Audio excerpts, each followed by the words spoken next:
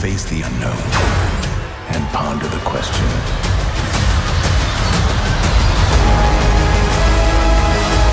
What's up, movie buffs? I'm Jeremy, and movies are terrible. And that's Holden from Holden Hardman. What's up, buddy? Hey, how's it going? I'm so glad to be over here. So glad to talk about What If. Is that what we're talking about? I was here to congratulate you on your recent engagement.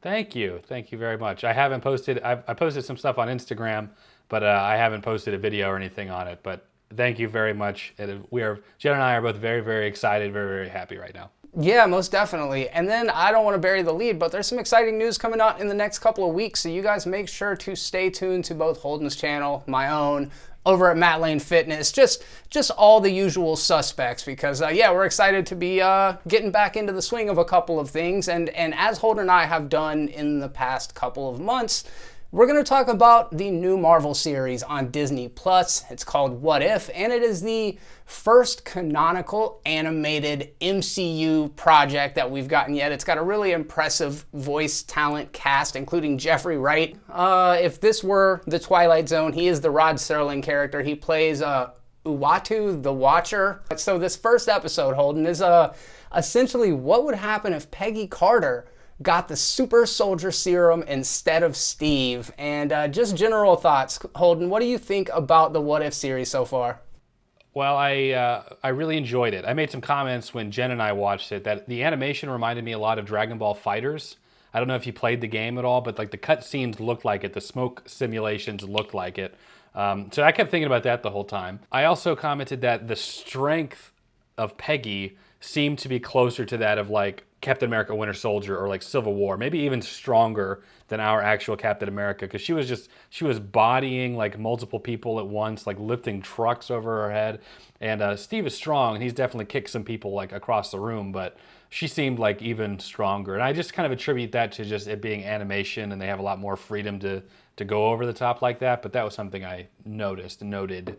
So yeah, I actually really enjoyed the animation style as well. And if it reminded you of Dragon Ball, it actually reminded me of like kick-ass Disney movie for boys. It's got the same aesthetic, the same like proportions and animation style as Disney. However, they have done like a bit of cell shading to it to kind of make it a little cleaner, a little more modern and streamlined. And I really like the look of it as well. I'm gonna be honest, for a first episode, I kind of would have preferred to see something else, because I feel like lately, and I feel like you and I talked about this in the Black Widow, I've just been seeing Steve's power set a lot lately, whether it be in Falcon and Winter Soldier, whether it be in Black Widow with Taskmaster, and now with Peggy Carter. We've just gotten a lot of storylines. Yes, correct. So that was, and it's not a weakness to the show. I really enjoyed the episode, but I was like, maybe I would have been a little more excited about it had they have started in a different place. But I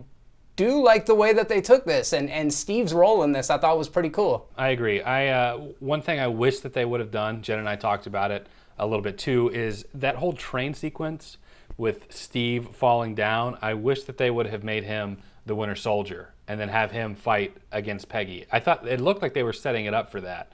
And then I felt it was a little, I don't know, I thought it was a little lame for whenever they find the Iron Man suit hanging up and Steve is like laying on the ground in the same room as it, just inexplicably.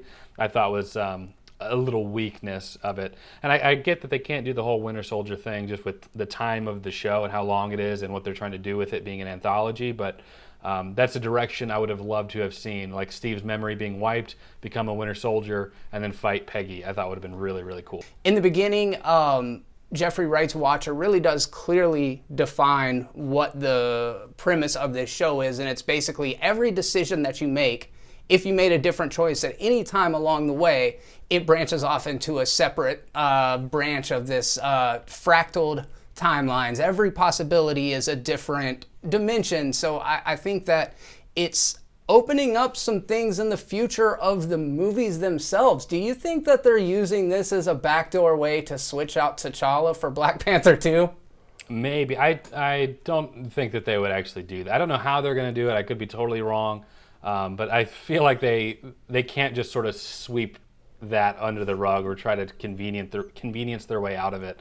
But maybe. I don't know. That's to say I really don't know. The way that they're handling multiverse and the timelines, and especially with the what if stuff being, according to AC Bradley, actually canon. I'm waiting to see like the all that come to a head. I feel like right now, or if you were to think of it like in phase one, I feel like right now we're in the individual movies, TV shows leading up to the Avengers multiversal thing. I don't know if Doctor Strange is going to handle the rest, or if they're going to do like a Doctor Strange, then the next Avengers where they handle all the multiversal war, or however they're going to do it. I just am, and I've echoed this point before. I really just don't want them to get so ahead of themselves or get so convoluted the original stuff gets muddied up and made worthless, made meaningless essentially in the grand scheme of the multiverse.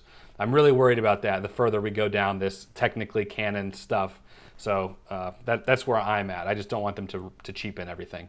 Yeah, I get that. I think that that's 100% a valid concern. Whether or not it ends up playing out that way, I mean, who's to say at this point? But I can see why you would feel like, with the time travel, with the universal stuff, that it would be easy to just kind of, what you said about sweeping T'Challa under the rug, I think is a really good way of saying it. I guess because we know that T'Challa is going to die in the movie, it's got me wondering, like, how are they going to do that? And we know that Chadwick Boseman has a substantial role in at least one of the episodes of What If coming out. And one of the things that I really like about this series is completely different from all other television. Like, you and I, we're looking at this an episode at a time, which essentially means we're looking at this one story at a time. I don't know how much interconnectivity there's going to be, but this is kind of a different approach for storytelling for Marvel. Do you think it's going to pay off in a positive way?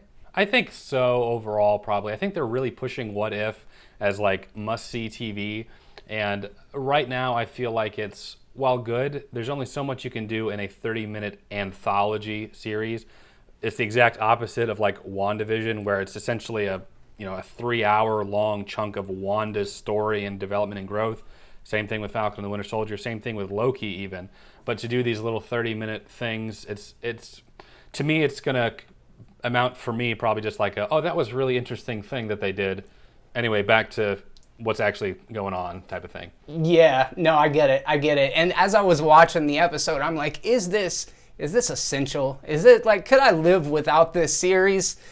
Yeah, probably. So far probably, yeah. I really liked that Bradley Whitford stepped in to just really hold down the perspective of the entire incel army. Like, that was cool. You know who I'm talking about? Bradley Whitford is the guy from Billy Madison, Erik from Billy Madison, the antagonist of the movie Billy Madison. He's also on like West Wing, Cabin in the Woods. I really like him as an actor, and he's a big, stout character in the series. However, it's still very clearly got Whitford's face, and I like how they're doing cartoon stylized versions of him. I'm looking at it now. Yeah, I know who you're talking about. He's a trip, man. Yeah, everything I've seen him in, I've really, really enjoyed. I like it. I had a good time with it. I've always liked Disney's house animation style. I think that this was a clever way of telling the story, how Steve ends up essentially the Ironmonger, which was cool. I will say that it feels like Marvel was able to take the critiques that were leveled against the first Avenger. One in particular is that it skipped past all of his like learning to use his powers and then actually utilizing his powers in battle. It was just all done in a montage. We get to see Captain Carter kick some ass in this, as you mentioned up at the top. But I liked that. I thought that there were some really good action sequences in this. And all in all, I had fun with it. As of right now, I'm still kind of floundering about whether or not this is must-see TV, but I had a lot of fun with the first episode. What about you, Holden? Final thoughts? Yeah. I don't, as of now, obviously, I don't really feel like it's essential to seeing this to continue on with the MCU, but I did have a lot of fun with it. I thought it was really, really good. What did Jen think about watching an animated television series in the MCU? She said that she actually enjoyed it more than she was expecting to. I think the only other animated thing we've really seen has been Clone Wars, and that's been kind of hit or miss, mostly miss until I guess we get further on, but she said that she really, really enjoyed it. Dude, it gets really good in season 7, man. You just gotta watch 70 episodes of subpar. No, I've never seen the Clone Wars before, but that's cool. And if you guys want to get a little bit more from what their thoughts on this series are, you can always head over, check out Holden Hardman on YouTube. They've got reactions to all of the MCU, including a watch along for this most recent series. So you guys head over and check that out if you're not subscribed already. And if you enjoy this content and you want to stay up to date with even more, then all you got to do is click subscribe. That way you can be notified every time a new video drops. And you gotta click the bell. Did I already say click the bell? Click the bell. And thank you very much for stopping by. Until next time, and on behalf of both me and Holden, be terrible.